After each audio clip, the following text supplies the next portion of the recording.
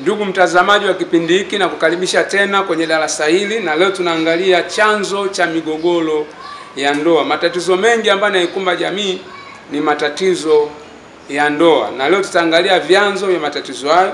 Japokuwa matatizo yamejificha ndani ya kuta nne, lakini nafika majira kwa sababu ya mlundikano wa matatizo hayo, basi yanatoka nje na kuwafikia watu wengine. Na katika 50% ya matatizo ambayo viongozi wanayapokea, wale ambao wanahudumia jamii wanayapokea, asilimia zaidi ya 50 ni matatizo ya ndoa, kwa sababu wengi wanaachana, wengi wanapigana, wengi wanadhulumiana na vitu vingine kama hivyo. Lakini haya matatizo yote yana chanzo chake. Kwa hiyo leo nataka nikuonyeshe chanzo cha matatizo ya ndoa au chanzo cha migogoro ya ndoa, na tutaanza chanzo kimoja baada ya chanzo kingine. Chanzo cha kwanza kabisa cha matatizo ya ndoa ni misingi mibovu.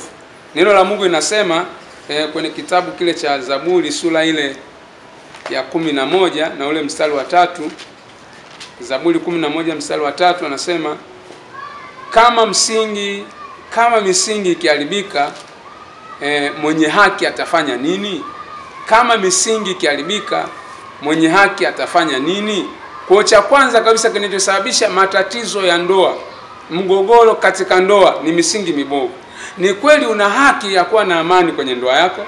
Ni kweli una haki kuwa na furaha kwenye ndoa yako. Ni kweli una haki ya kushirikiana na mwenzi wako. Ni kweli una haki ya kuongezeka na kufanikiwa kwenye ndoa yako. Lakini msingi wa amani kwenye ndoa umeharibika.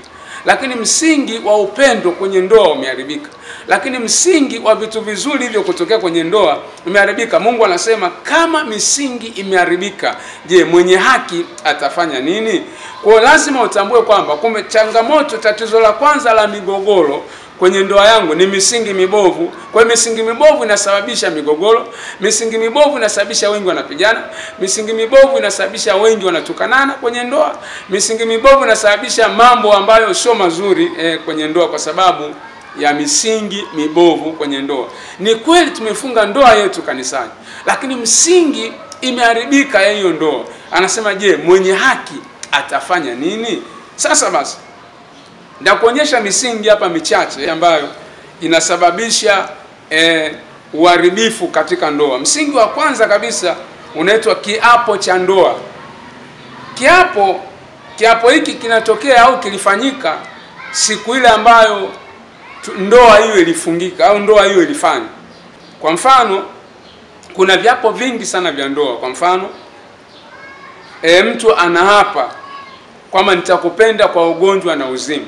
Hicho ni kiapo cha ndoa. Kwa hiyo ina maana basi kumbe kwenye ndoa yangu nimekubaliana na mambo haya mawili. Nimekubaliana na uzima, nimekubaliana na magonjwa. Ni kweli magonjwa yapo, uzima upo, lakini je, sisi tunapoingia kwenye ndoa ni vizuri tukaweka viapo hivyo vya ndoa, viapo hivyo vibaya vya magonjwa kwenye ndoa? Lakini kwa sababu ya misingi mibovu hiyo, tukaweka kiapo kwamba tutapendana katika shida, tutapendana katika raha. Kwa hiyo shida lazima ije. Umeona? Kwa hiyo shida haitoki kwa Mungu, ni kana kwamba hilo agano, hiyo ndoa imeunganishwa kwa viapo, kiapo cha Mungu na kiapo cha shetani, kwa sababu uzima unatoka kwa Mungu na shida zinatoka kwa shetani. Uzima unatoka kwa Mungu na shida inatoka kwa shetani. Kwa hiyo tumekubaliana tuishi katika shida, tumekubaliana tuishi katika raha. Kwa hiyo kwa sababu ya makubaliano hayo, na Mungu anaheshimu agano, kwa hiyo shida lazima ije, mateso lazima yaje, uharibifu lazima uje, kwa sababu ndivyo tulivyokubaliana. Kwa hiyo mtu asishangae kuona kwamba hii ndoa wanapigana, wameoana siku 2-3 lakini leo wanapigana. Waache wapigane, kwa sababu ndicho walichokubaliana kwamba tutaishi kwa amani na tutaishi kwa kupigana. Tutaishi kwa raha, tutaishi kwa shida. Kwa hiyo ngumi lazima zije. Kwa nini? Kwa sababu ndivyo tulivyokubaliana. Kwa hiyo msingi mbovu umesababisha ndoa nyingi sana ziharibike. Kwa hiyo ili utoke sasa kwenye hiyo shida, nitakuja nikuonyeshe huko baadaye kitu gani ambacho inatakiwa ukifanya, kwa sababu kile kitu ambacho unakikiri ndani ya moyo wako, kile kitu ambacho unakikiri kwa kinywa chako, lazima hicho kitu kiweze kutokea. Kwenye kitabu cha Methali, ile sura ya 18 na ule mstari wa 21. Methali 18:21. Asa mauti na uzima huwa katika uwezo wa ulimi. Mauti na uzima upo katika uwezo wa ulimi. Kwa ina maana kumbe kile ambacho unakitamka ndicho ambacho utakiishi. Kile ambacho unakitamka ndicho ambacho kinatokea. Kile ambacho unakitamka ndicho ambacho utatembea nacho, kwa sababu Mungu hajakusudia sisi tuishi katika mabaya. Mungu hajakusudia sisi tuishi katika magomvi. Lakini kitu gani kimetupeleka kule? Ni kwa sababu ya kiapo ambacho mimi na wewe au hiyo ndoa au mume na mke wamekubaliana kwamba tutaishi katika shida, tutaishi katika raha. Kwa hiyo tunapigana kwa sababu ndicho ambacho tumekubaliana.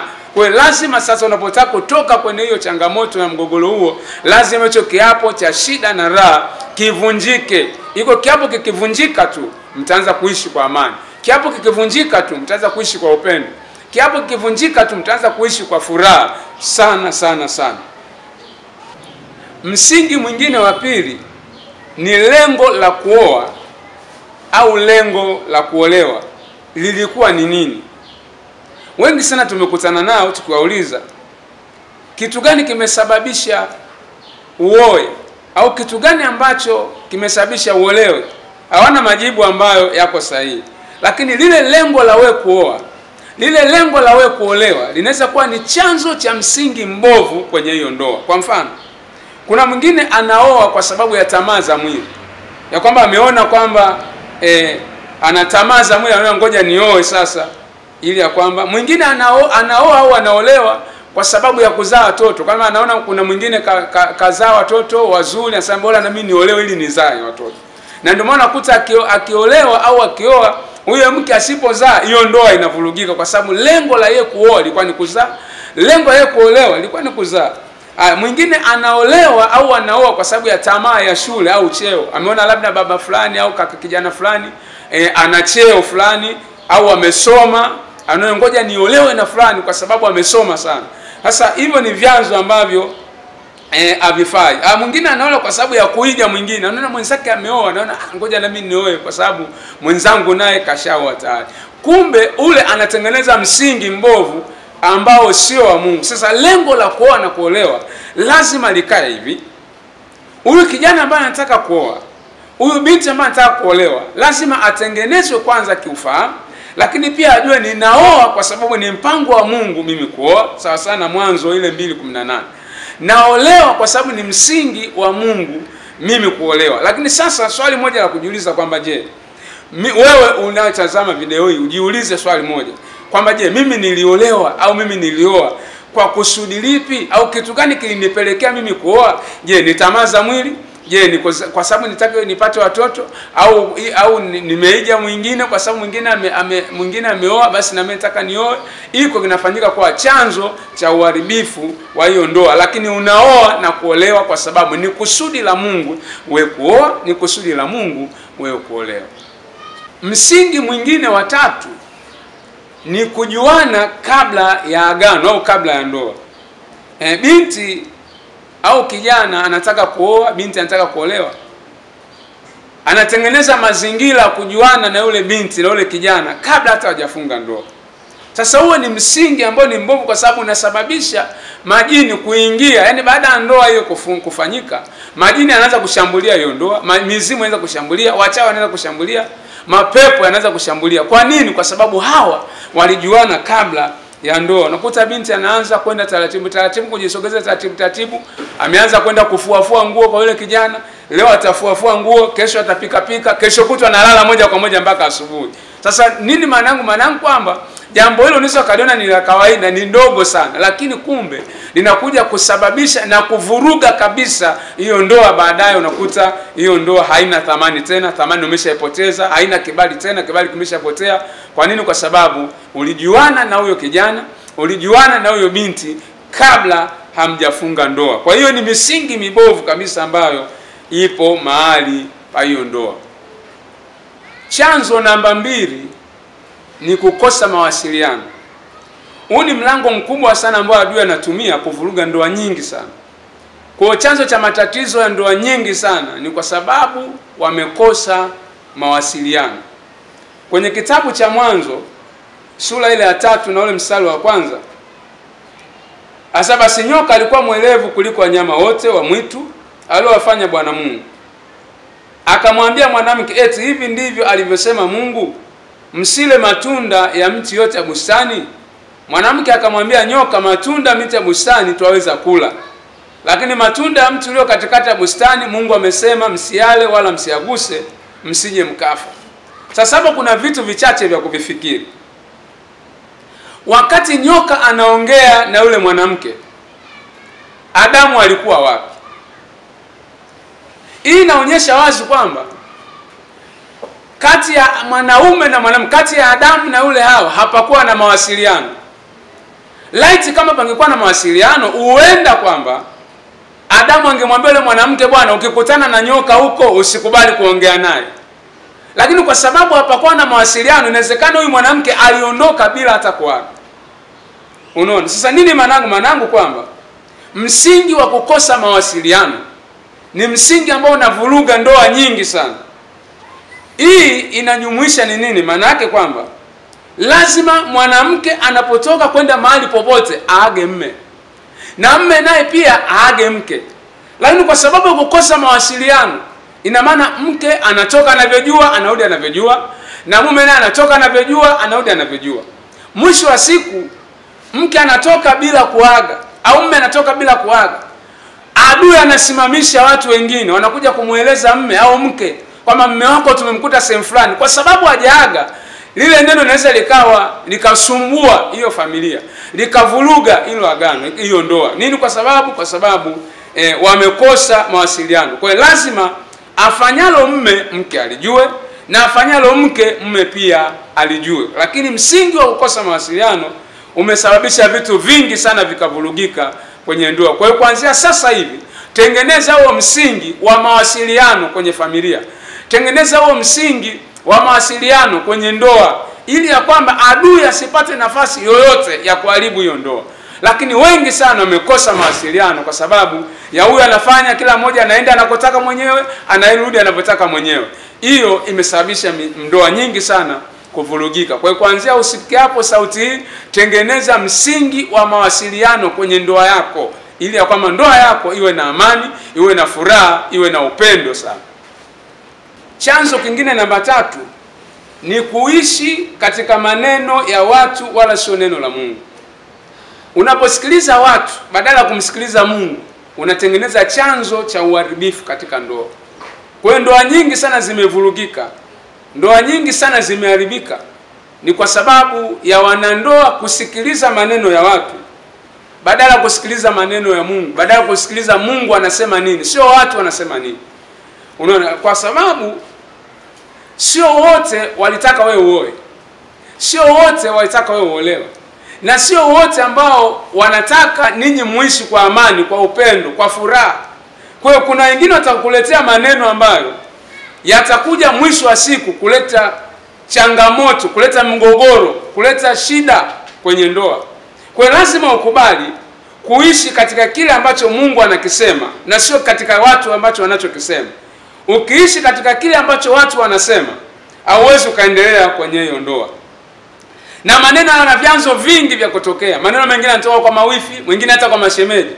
Nashangaa mawifi wanakuja wanaanza kusema, huyu ulipoolewa na kaka yetu haukuwa hivi. Ukisikiliza hayo, maana yake anakuja kuvuruga kabisa. Unashangaa chuki na kuingia kati yako na mume wako kwa sababu ya lango lile la mawifi na mashemeji. Kwa lazima uhakikishe kabisa kwamba umeondoka kwenye hilo lango, umeondoka kwenye hicho chanzo, na chanzo chako na msingi wako sasa unaupeleka kwa Mungu peke yake.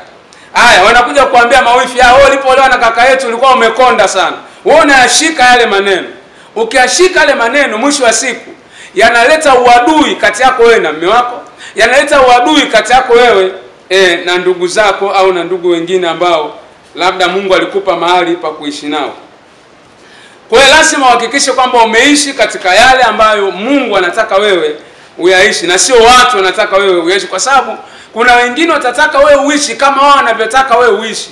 Lakini lazima ujue kabisa kwamba lazima niishi kama Mungu anavyotaka niishi, kwa sababu mwisho wa siku wewe na mume wako ndio ambao mtaishi pamoja. Au mwingine anakuja mawifi, anakuja anasema kwamba wewe toka umeolewa na kaka yetu amebadilika sana, hatupi hela tena, hatupi fedha tena.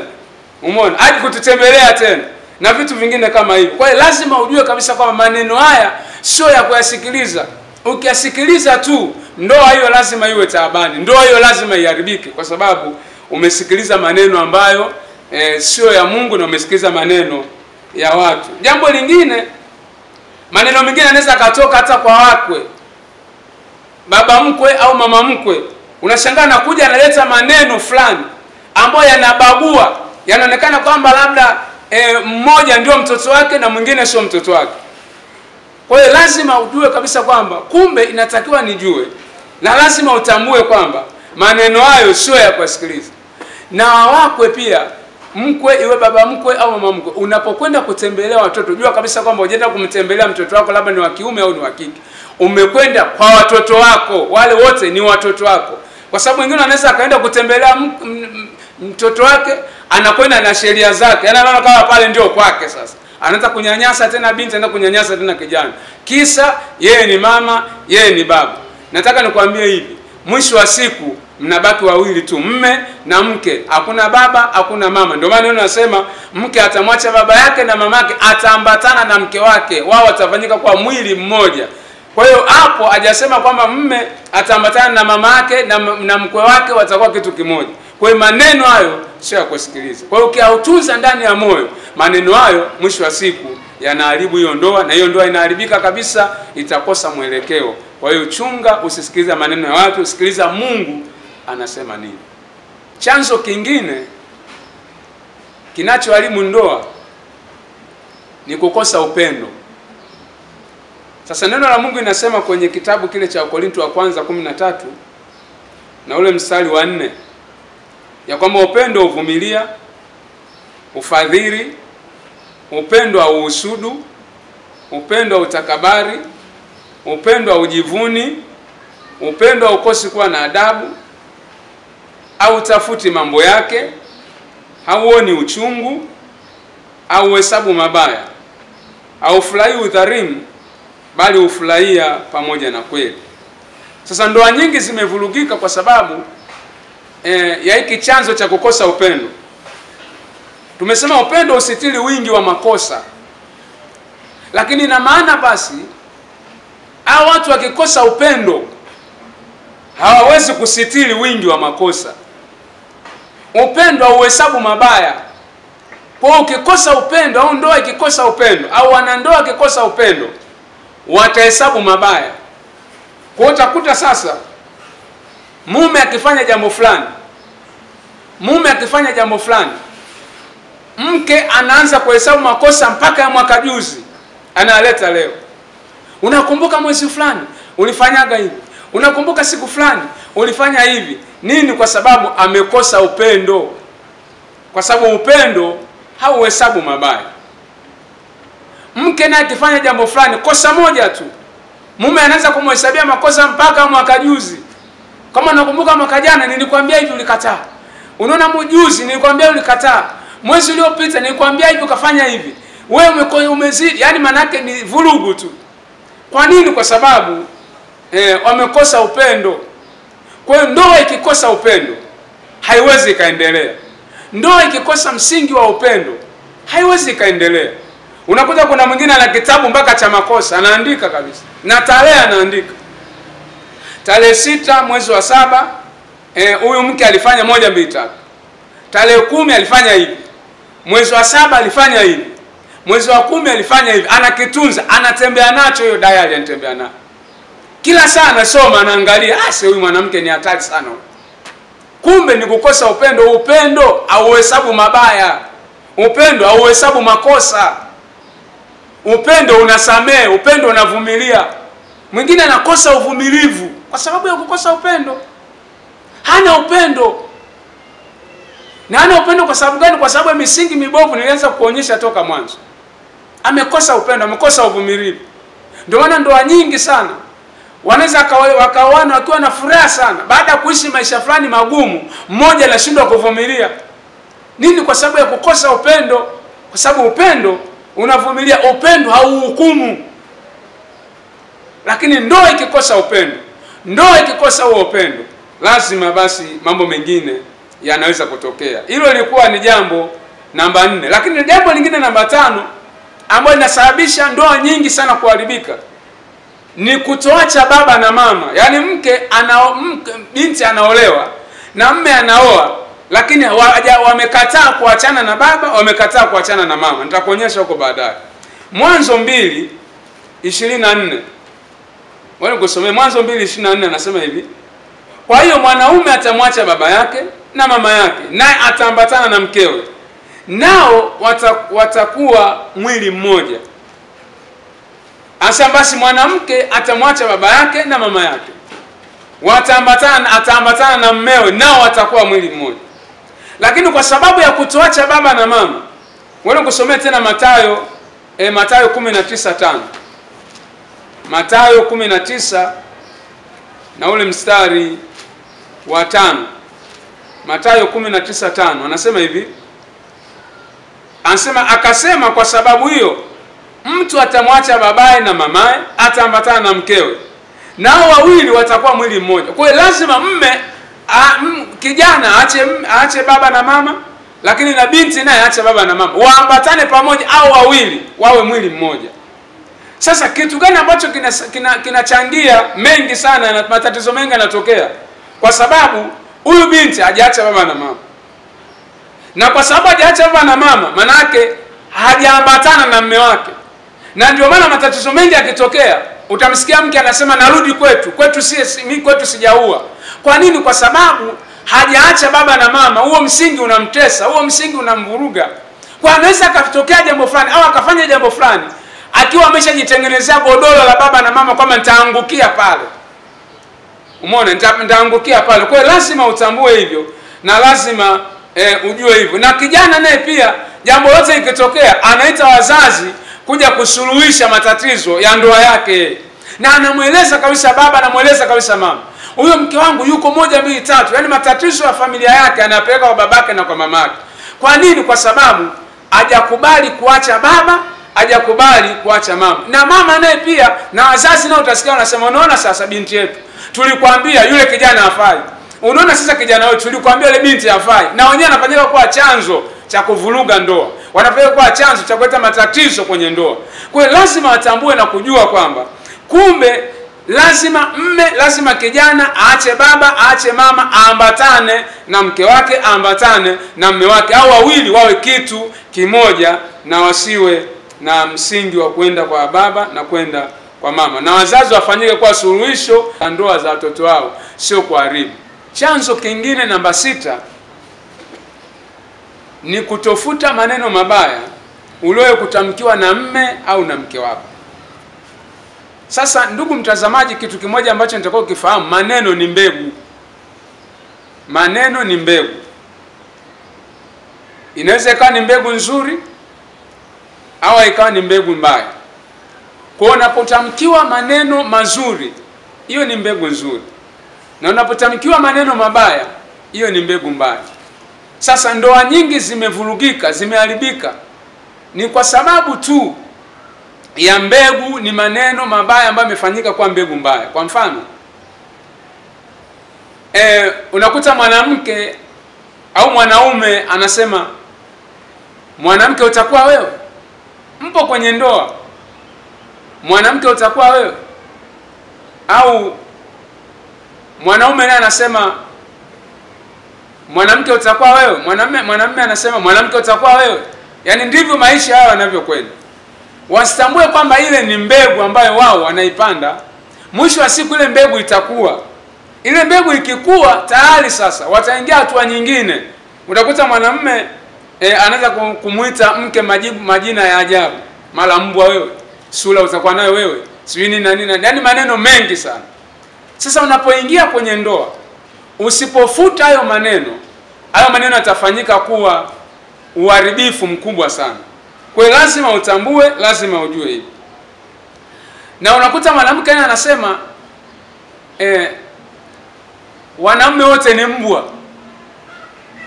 Aya, hapo hajaolewa. Sana pokuja kuolewa hajafuta yale maneno kama wanaume wote ni mbwa. Anakuja kuolewa na mbwa. Sasa kisha olewa na mbwa, fikiri kitu gani kitakuja kutokea? Kwa sababu maneno ambayo unatamka, maneno ambayo unatamkiwa yanatengeneza sura yako mwenyewe baadaye. Kwa unashangaa mume akiingia pale nyumbani anaonekana kwamba ni mbwa. Mke akiingia pale anaonekana kwamba ni fisi.